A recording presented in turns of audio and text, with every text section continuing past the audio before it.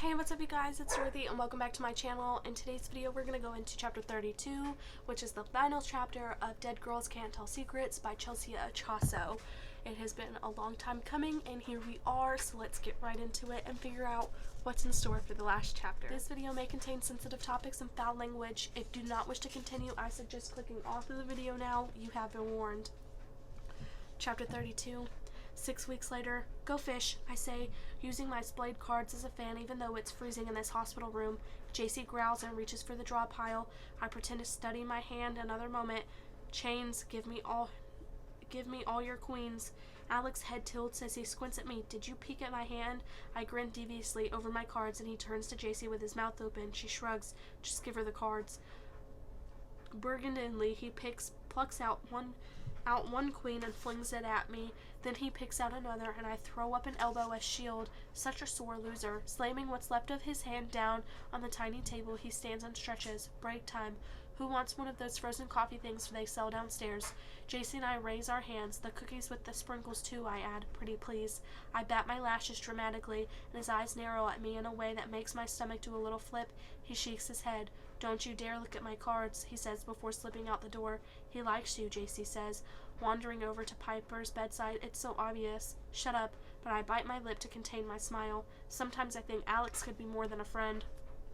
Sometimes I remember the way he looked at me on the mountain, his brown eyes searing through me, seeing every blackened corner of my soul. I see you, Savannah Sullivan. He said it like he could witness those tarnished edges being filed away to something clean and something new. I get up yawning and dragging my chair over to join her. You know, I'm not thinking about boys. She rolls her eyes, but she gets it. Neither of us are thinking about boys. While Piper's in here, she's our focus. JC's trying to be a best friend in whatever capacity she can, and I'm trying to be a big sister, a good one. Right now, that means coming to the hospital every Saturday to be with her. She might not be able to beat us at Go Fish, but I like to think she hears us, that she understands she's part of every game and conversation. It didn't start off this way with JC and Alex. The first Saturday visiting hours after the hike, we all just showed up here at the same time. Things progressed from there. An awkward conversation, a game of Scrabble. Piper's prognosis remains the same. The doctors don't believe she'll wake up, but my parents refuse to let go. How are applications coming? JC asked, straightening Piper's linens. Don't remind me. Trying to fill out community college applications without Piper's guidance has been a nightmare. After the hike, I got home to find my parents livid. When I turned on my phone that day on the mountain, I really did find a ton of missed calls from them. Only they weren't about Piper, they were about me. Mom had called Jessica's parents after I didn't come home Saturday and discovered I was MIA.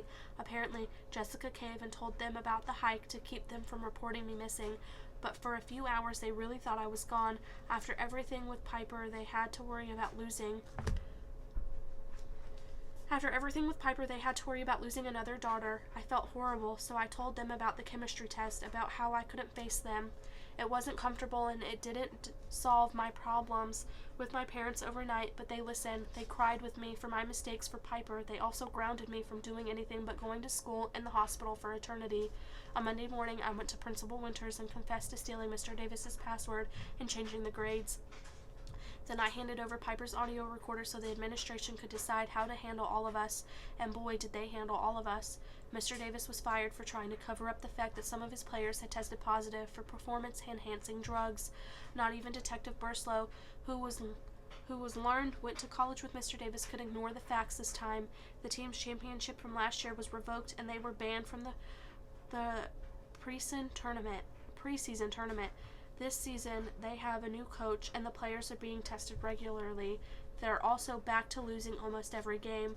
I've been punished for my crimes as well. Not only did I have to miss the soccer tournament that had me resorting to despicable behavior in the first place, I was kicked off the team. I was also suspended from school for 2 weeks. I was lucky I wasn't expelled. Due to my family circumstances, the administration chose to be lenient regarding the cheating policy. Still, my chance of getting into MLC was obliterated. I barely cared. I'd only wanted to go there to be with Grant, and after everything in Survival Club, I broke up with him. It's still raw. When I see him in the halls, my first instinct is to rush over and slide my hand into his like before, but things will never be like they were before, not after the way we deceived each other. The only way to build myself back up was to get rid of the rot, and Grant, despite his blindingly gorgeous veneer, was part of the decay that consumed my life. We haven't told anyone about what Noah did. JC begged me to keep it a secret, and I didn't have it in me to crush her any further. More than that, I think Piper would have wanted me to show grace. She would have given Noah the life he nearly stole from her.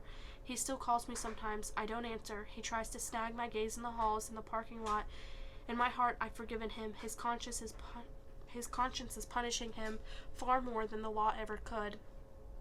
And then there's JC. She and Noah were in love, at least their twisted, selfish version of love.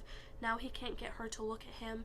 2 months ago, I never would have imagined spending time with JC like this. I never would have believed we could get past our differences. Yet here we are again, side by side in the sterile room, strung together by our darkness. Or maybe it isn't darkness anymore. The darkness was reaching past what was right in front of me for something I never needed. This, whatever this is, with my sister in front of me and my former arch nemesis at my side, feels different. Painful but new, uncomfortable but full of possibility, like the first day of preseason training, when the muscles hurt so bad you just want to soak in a hot tub all day, but somehow you welcome the pain because it's making you stronger. Hey, did you bring a brush? JC asked, running her fingers through the ends of Piper's knotted hair. Piper never cared about her hair when she was awake, but I turn around and rifle through my purse, which is slung over the back of the chair. Remember when she gave her award-winning speech in 7th grade? My mom forced her into the fancy velvet dress, but when Piper got on stage, half of her hair was all gnarled and matted with twigs.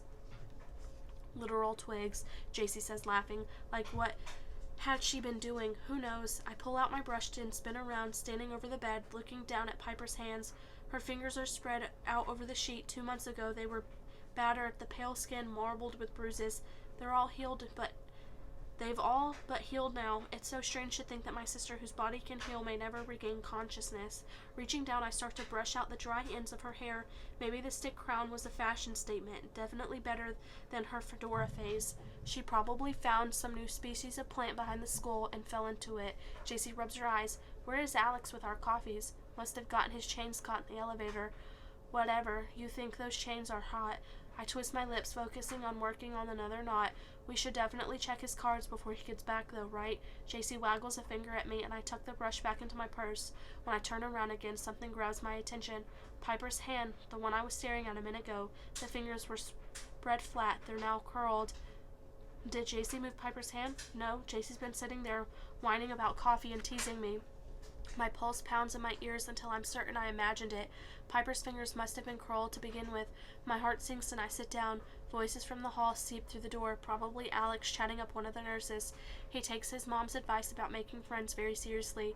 I lean back in my chair, and that's when I spot it again. My gaze whips to JC. Did you just...